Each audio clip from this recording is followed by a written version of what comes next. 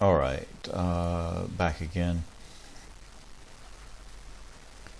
Yeah, so I could come in and change up those before I subdivided it. Another thing you're going to want to do with these things prior to any kind of export, especially if you're planning on painting any textures on these, is to UV unwrap it. So let's take this thing back to this level here, where it will be really simple to unwrap.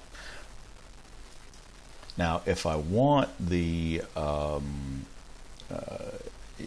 my unwrapping to follow around to that edge, then I would want to make all these edge polys the same as, say, the top. Or if I want them to be separate, then again, I'd just leave it the way they are, where they're a separate color. But let's see. I'm going to drop out back to where I'm like this, and make them all, say, that same color.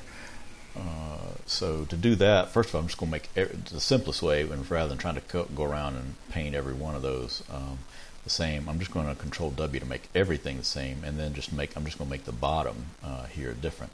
So with the Z-Modeler tools, if I want to change polygroups, I want to go to the polygroup target or polygroup action, and then this is so few that I'm just going to do it as a single poly. So the way this works is to click on it, and then I can just keep doing that. Or if I want to, say, copy an existing polygroup, hold down the Shift key, and that copies it. And that way, then when you click on one, then you get a different, or you paint that one the same as the one what you copied. But I want this one, so I'm going to click, hold down Shift to get that, and then let's just paint these guys all different. So now, inside's one, outside's another.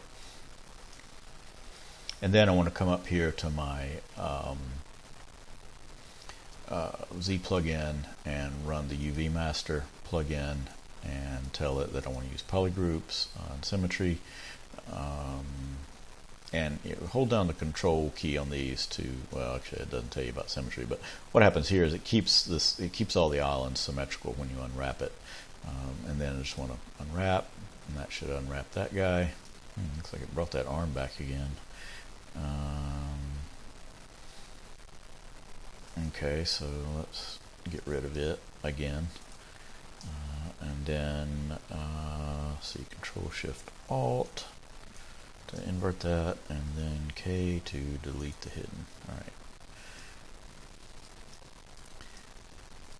So now if I take a look at my UVs down here, let's go down, see, don't need deformation. Let's go to UV, map, and morph those. And you see it's split those out into two separate islands. So do that prior to any kind of increase in the subdivisions, because it'll make your life a lot easier. And so now let's come in and add in some edge loops on that guy, and that way when I Control D and subdivide that thing down a few times, where it's fairly smooth, now if I morph those UVs, you can see it's going to looks like it's got some extra in there, or I saw something that looked like it took off from that.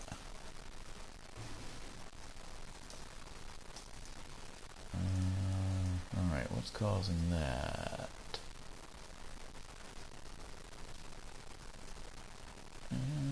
Alright, somehow split it. So that may just be because of the topology. Yeah, it wrapped around a little too much. Trying to think of a way to change that. Probably, let's see, so let's undo back to here.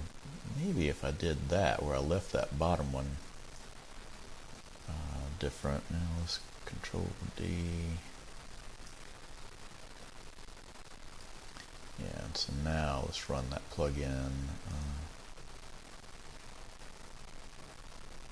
Oh, sorry, I should have unwrapped it. Let's see. Now, yeah, I should.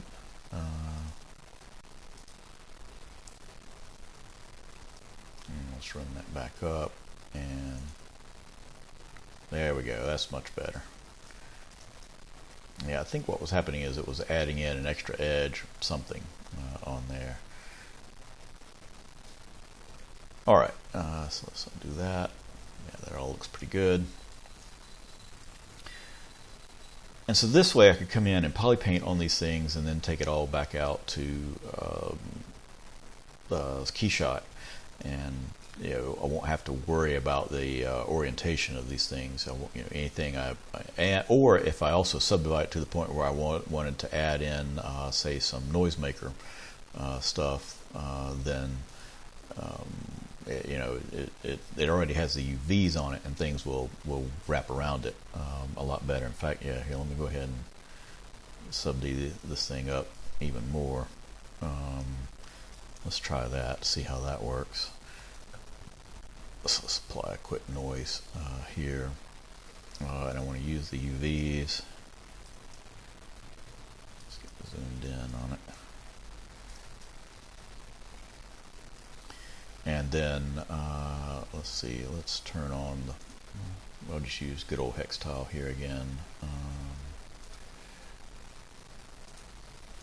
And let's drop the basic noise all the way down, and then let's scale the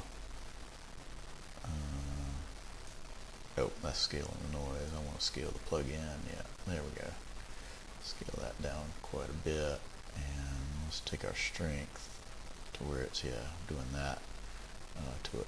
So you can see, here now I'm not getting any of that stretching that I would get if I didn't have, if I'm not using the UVs, then I get this stretching on it, whereas with UVs now it's going to wrap around it accordingly, or the way you'd prefer, the way you'd expect. So let's cancel out of that. And then I can show you one other method of pulling geometry, these kind of little chunks of geometry out like this. In fact, let's go ahead and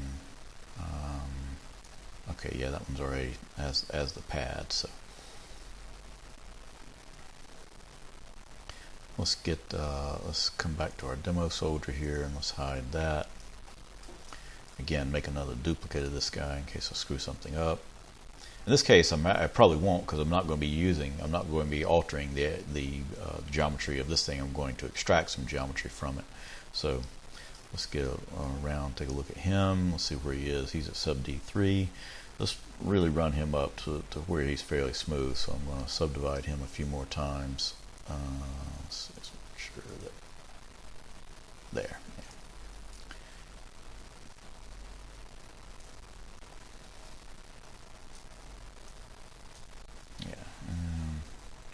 Till he gets smooth enough so that when I paint on him, that it's fairly smooth. Okay, that's looking pretty good.